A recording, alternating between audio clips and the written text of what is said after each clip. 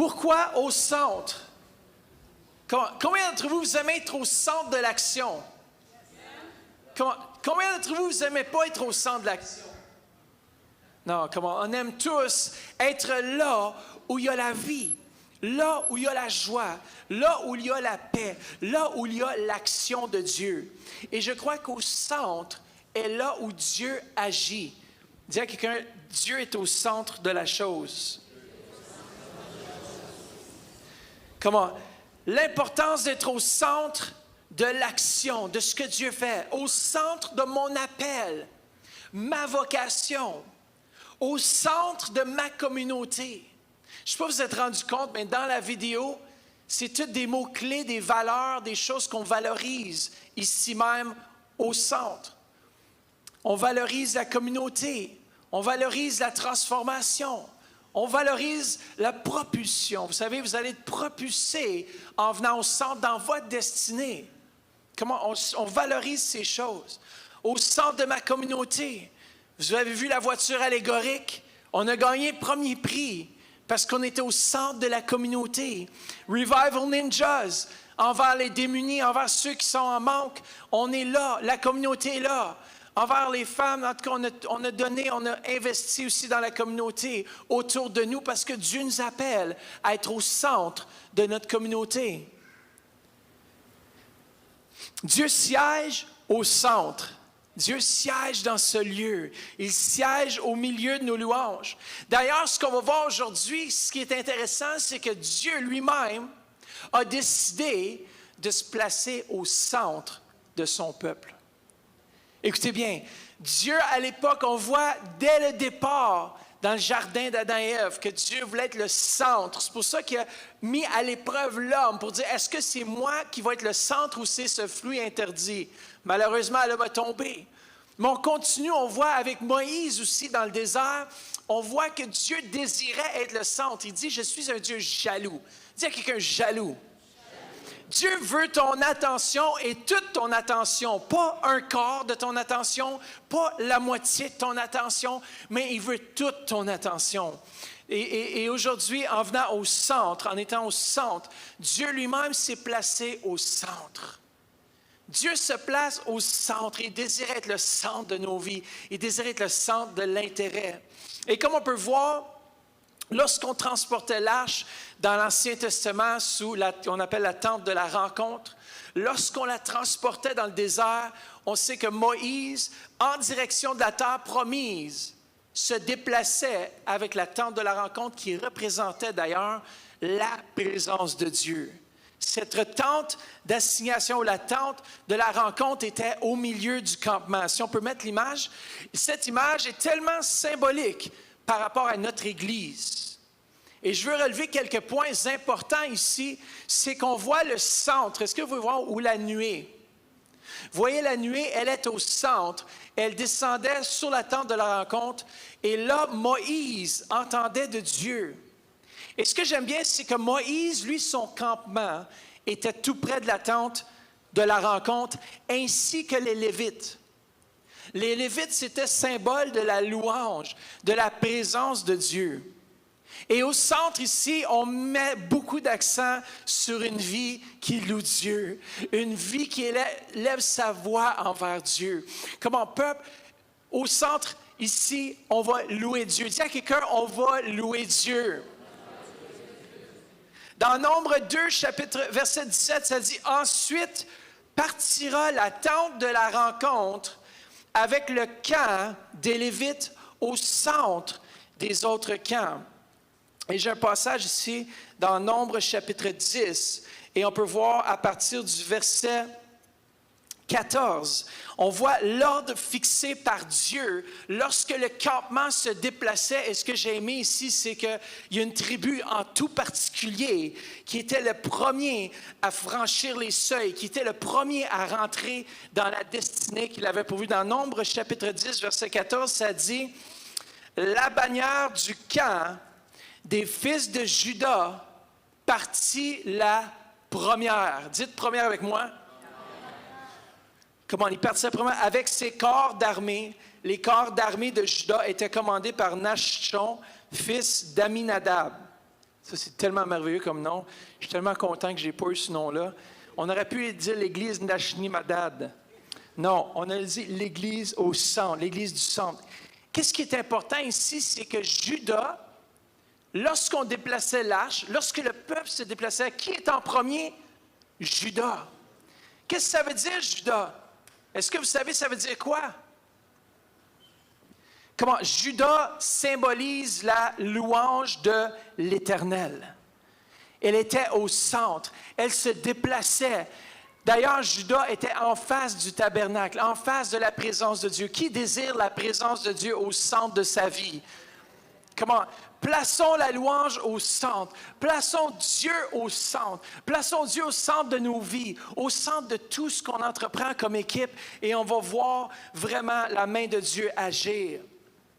Le tabernacle était aussi, comme j'ai mentionné tout à l'heure, un lieu d'excellence, un lieu où Dieu se manifestait. Mais est-ce que vous savez que le tabernacle était fait vraiment de façon concrète? C'était particulier, c'était comme Dieu le voulait.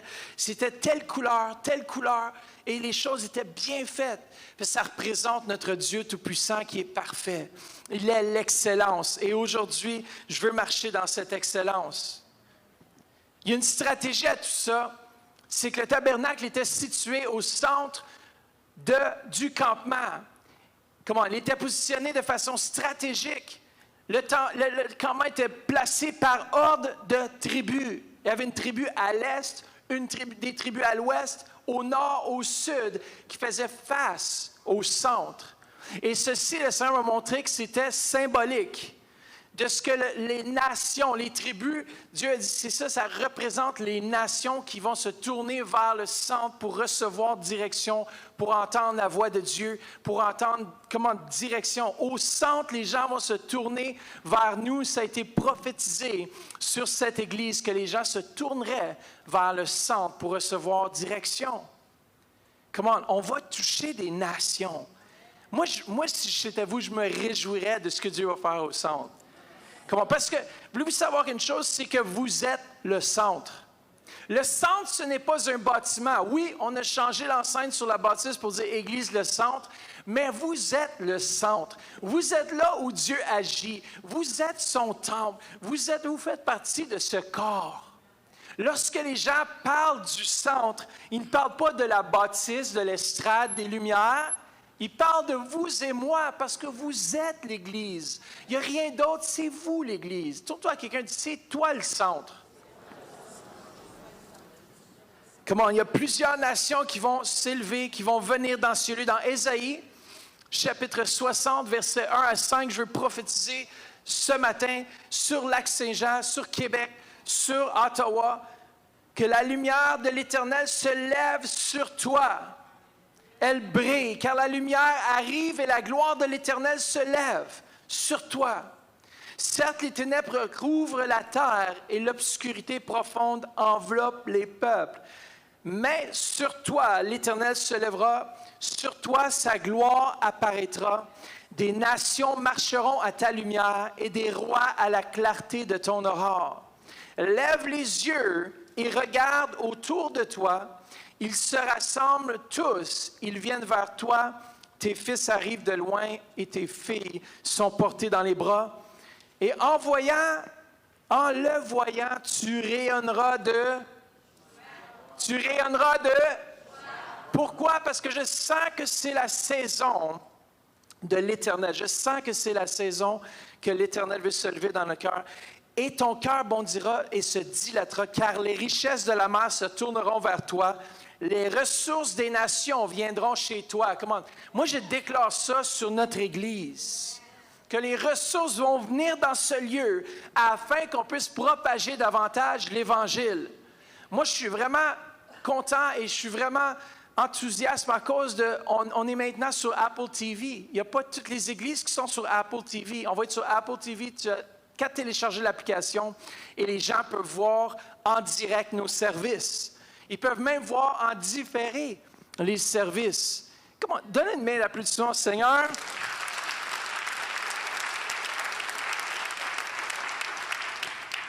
Alors, on a vu que la présence de Dieu était au centre, que les gens se tournent vers le centre, que les gens sont transformés au centre, le plus que tu tiens au centre, le plus que tu goûtais la présence de Dieu. Josué, d'ailleurs, il venait toujours à la tente d'assignation pour entendre, pour comprendre, pour voir ce que Moïse recevait, comment il entendait de Dieu. Et lorsque tu viens dans ce lieu, vous allez devenir un peuple prophétique qui vont déclarer les choses de Dieu. Et quand les gens vont être autour de vous, ils vont entendre ce que Dieu veut faire, ce que Dieu s'apprête à faire, ils vont être transformés et propulsés dans leur destinée. Comment? Parce que Dieu, lorsqu'il parle, ça transforme. Et Dieu est au centre, et Dieu est au centre de nos vies. Et le plus que nous sommes au centre, le plus qu'on est transformé à son image, le plus je m'approche de lui. Dans le fond, je m'approche de qui? Qui est le centre de ma vie? On l'a chanté, « Jésus soit le centre de ma vie. Jésus soit le centre de ma vie. Du début jusqu'à la fin. » J'ai oublié les paroles, mais Jésus soit le centre de ma vie. Yes. Comment? Jésus est le centre ultime. Aujourd'hui, si on est venu au centre faire une chose, c'est d'élever le chef des chefs, le roi des rois. C'est lui qui est au centre, c'est lui qui siège dans ce lieu, c'est lui qui dirige cette Église, c'est lui qui agit dans ma vie, c'est lui qui agit au centre de ta vie. Et si on le laisse faire le travail qu'il veut faire, nos vies vont être transformées et on va aller de l'avant. Come on. J'aimerais juste lire un passage final dans Éphésiens 2, 18 à 22. C'est pas très long ce matin, je le sais, parce qu'on est en mode célébration et je voulais partager ce passage parce que ça a rapport avec tous. Dans verset 18 d'Éphésiens 2, ça nous dit « Car par lui, les uns comme les autres, animés d'un seul et même esprit. » Dites « animés d'un même et seul esprit. » Nous sommes introduits dans la présence du Père. Voilà pourquoi vous n'êtes plus des étrangers ou des hôtes de passage. Vous êtes citoyens à part entière avec tous les autres chrétiens. Vous êtes citoyens à part entière avec tous les autres chrétiens. Vous êtes le peuple même de Dieu, mis à part pour lui. Vous faites partie de sa famille. Vous êtes l'édifice que Dieu construit sur le fondement des apôtres, ses porte-paroles. Jésus-Christ en personne en est la pierre d'angle sur laquelle tout l'édifice s'aligne. C'est qui? En lui. Dites en lui avec moi. C'est en lui. Comment que toute la construction s'élève harmonieusement. Chaque pierre s'adapte parfaitement à ses... Chaque pierre s'adaptant parfaitement à qui? À ses voisins. Voisine, ouais. Yes, voisine. Pourquoi c'est...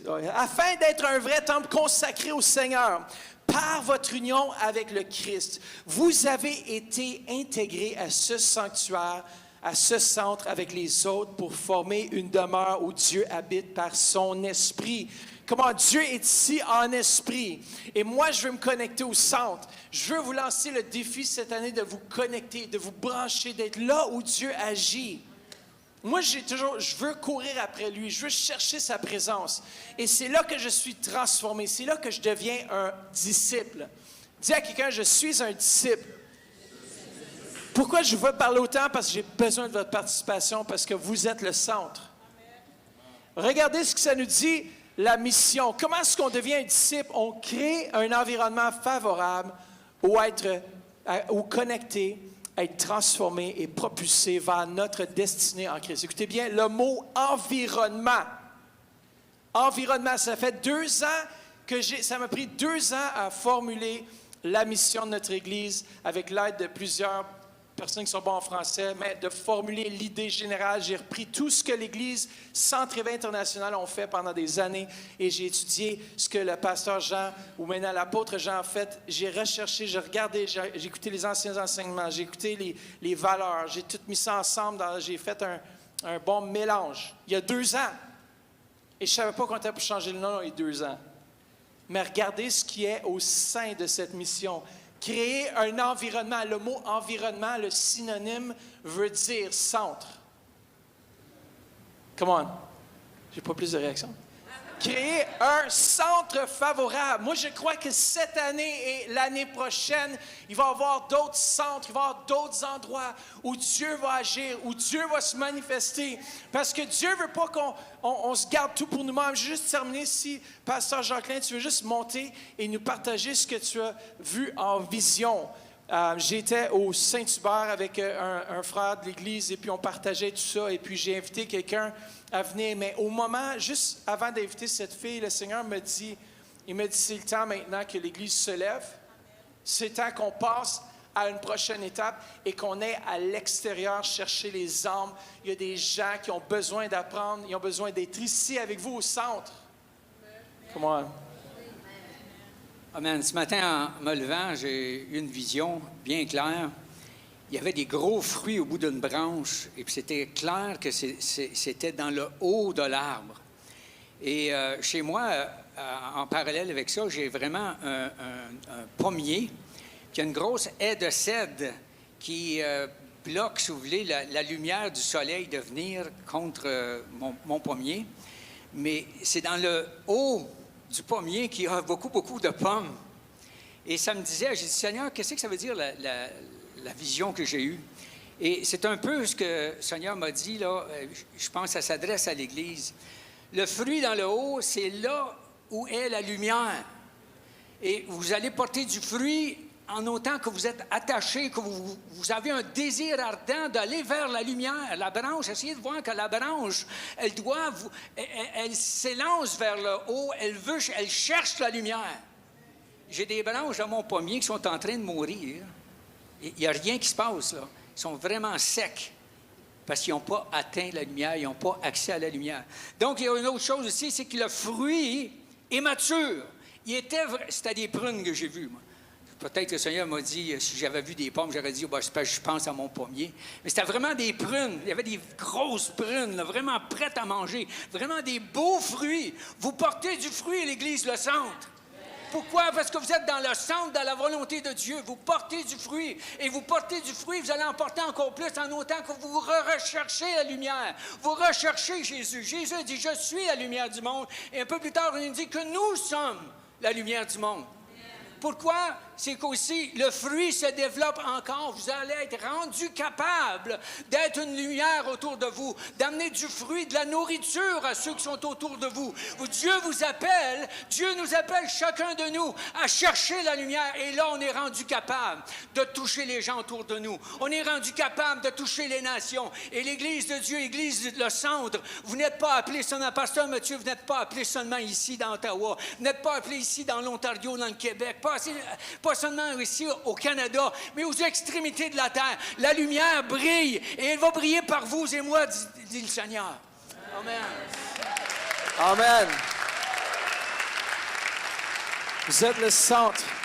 À ce moment-ci, je veux remercier nos campus qui ont resté fidèlement branchés.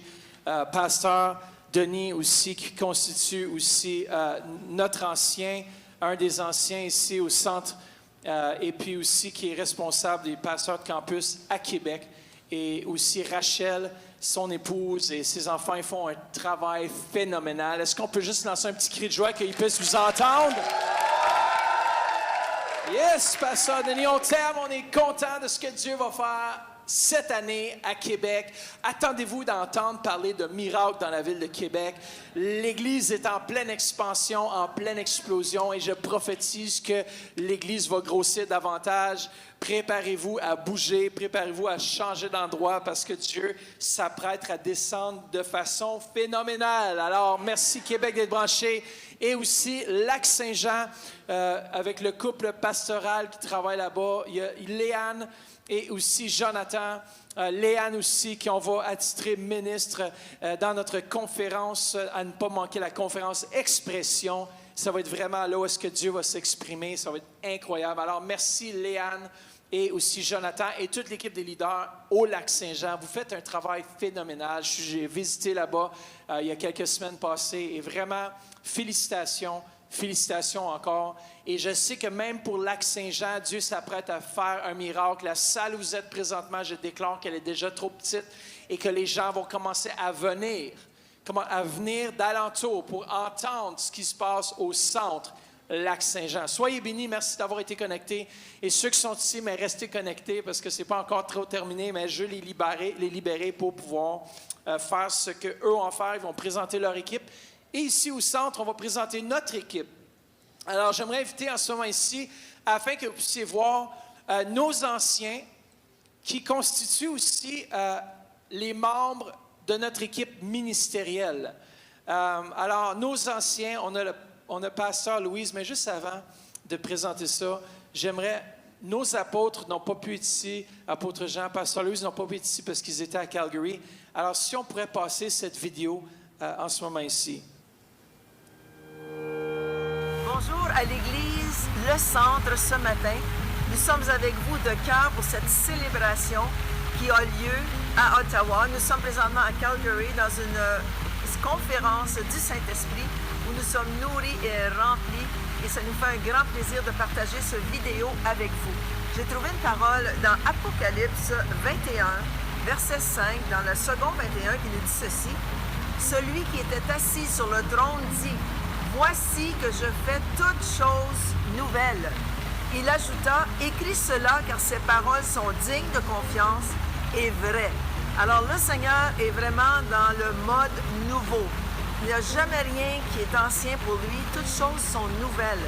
Alors c'est vraiment une joie pour nous d'appuyer ce changement que Pasteur Mathieu et Pasteur Vanessa ont fait. Et nous sommes complètement en accord avec eux et nous sommes fiers d'eux. Et nous sommes fiers de chacun de vous. On vous aime. On vous donne des gros bisous aujourd'hui. Et on se revoit dimanche. Que le Seigneur vous bénisse. Félicitations à l'Église Le Centre. Nous sommes ici à Calgary. Et comme vous voyez, c'est joli. C'est très joli. Et on aimerait féliciter Pasteur Mathieu, Pasteur Vanessa, toute l'équipe qui ont travaillé fort. Vous savez que 2 Corinthiens 5, 17 nous dit: les choses anciennes sont passées, voici toutes choses sont devenues nouvelles. Je m'attends cette année que Dieu va faire des grandes choses, des miracles au centre réveil. Et j'aimerais vous encourager à ouvrir vos cœurs. Vous savez, souvent la vieille génération, ne va pas accepter ce que la nouvelle génération fait. Mais sachez que ma génération, c'est la génération du Seigneur et on est fiers du changement et on remercie le Seigneur. Amen. De l'Église Le Centre. Pourquoi? Parce que Jésus est au centre. Amen. Dieu le Saint-Esprit est au centre. Et c'est pour cette raison qu'on peut le louer aujourd'hui. Soyez bénis de Calgary. Félicitations. Amen. Des gros bisous. On vous aime.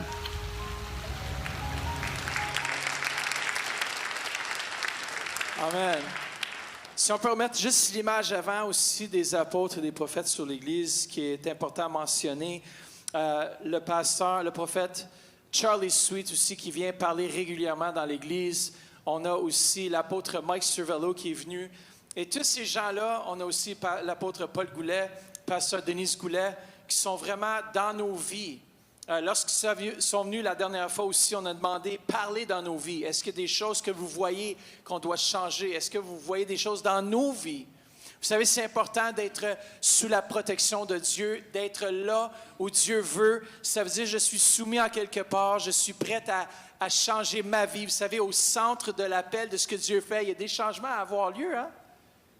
Dans vos vies aussi, si vous mettez Dieu numéro 1, il va vous demander de changer des choses. Il y a des choses qui doivent améliorer. Dieu est en train de travailler nos vies de façon continuelle.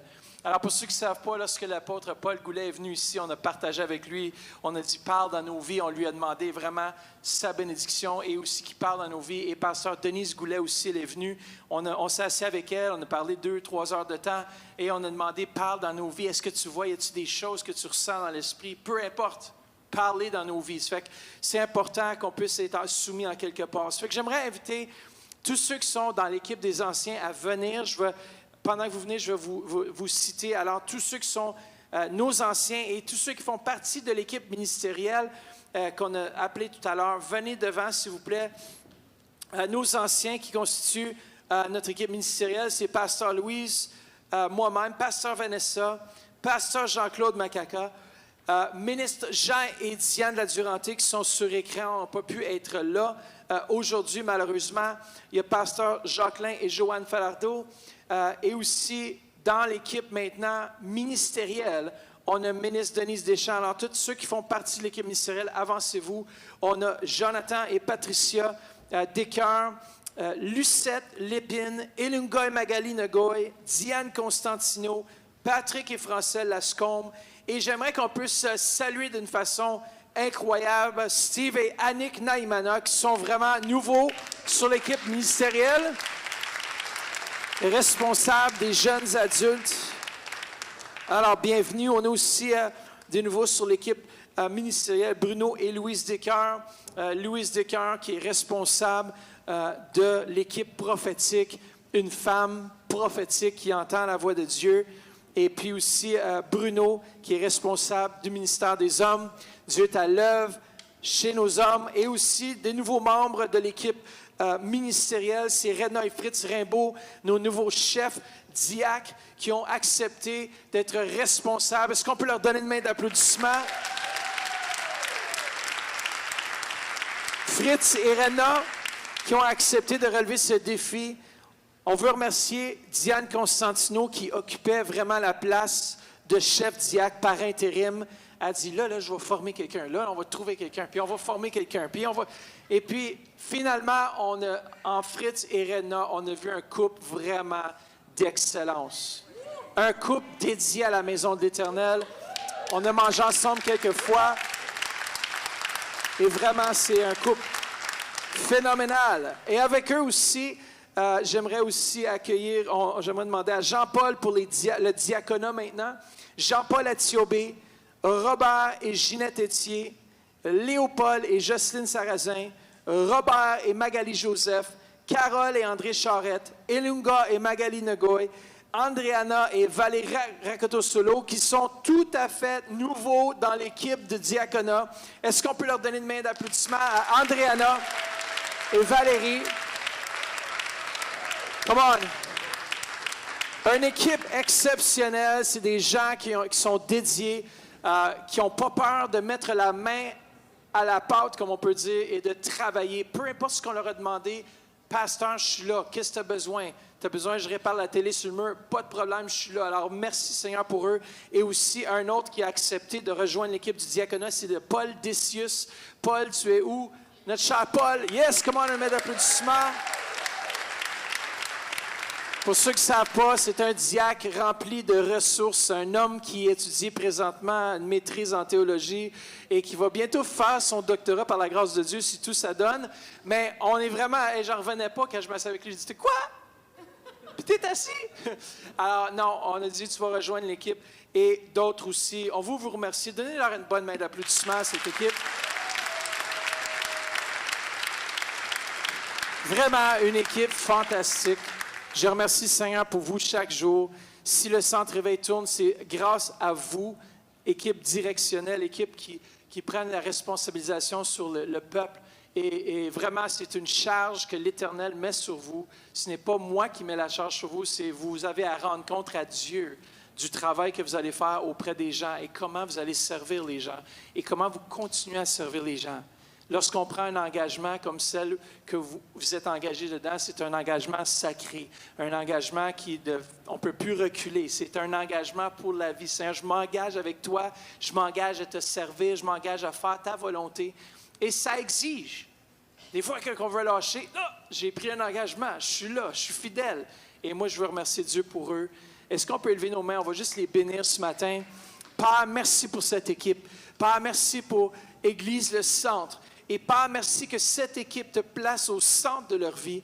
Et Père, merci qu'on ne prend pas à la légère le travail de ta maison. Et merci pour cette équipe qui va s'agrandir davantage avec ceux qui sont assis ici dans ce lieu. Et que Père, on va aller de l'avant dans le précieux nom de Jésus. Tout le monde dit Amen. Amen. Ça ne l'exclut pas aussi. Alors merci, vous pouvez prendre place. Tous ceux et celles qui travaillent au sein de l'Église, on pourrait lever la moitié au moins de la salle pour ceux qui travaillent, tous ceux qui sont dans les différents ministères. On veut vraiment vous lancer le défi cette année.